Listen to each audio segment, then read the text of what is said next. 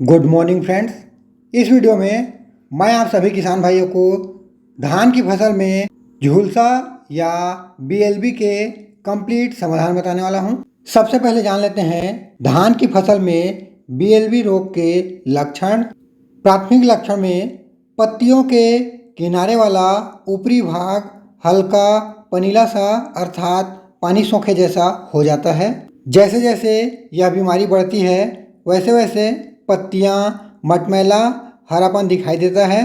प्रकोप बढ़ने पर पत्तियां पीली पड़कर सूख जाती है। अत्यधिक प्रकोप होने की दशा में धान की ऊपरी पत्तियां पूर्ण रूप से येलोइश ग्रे कलर का हो जाता है।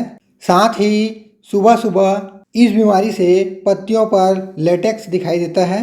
अब जान लेते हैं इस बीमारी से क्या क्या नुकसान होता है। धान फसल में कंसों की कमी हो जाती है और दूसरा है दाना पूरी तरह नहीं भरते हैं, अर्थात अत्यधिक प्रकोप की दशा में 50 से 60% तक इस बीमारी से धान की फसल को नुकसान होता है। अब जान लेते हैं इस बीमारी का नियंत्रण हेतु उपाय। सबसे पहले किसान भाई, यदि आपके खेत पर बीएलबी का प्रकोप हो जाए तब की स्थिति में आपको नाइट्रोजन को यूरिया के फॉर्म में देना बंद कर दें। यदि आप नाइट्रोजन को यूरिया के रूप में देते हैं तो इस बीमारी का प्रकोप और बढ़ते जाता है। भले ही आप कितने भी दवाई डाल लें, किंतु यदि आप इस उपाय को नहीं करते हैं तब की स्थिति में आप अपनी फसल को बीएलबी की बीमारी से नहीं बचा सकते।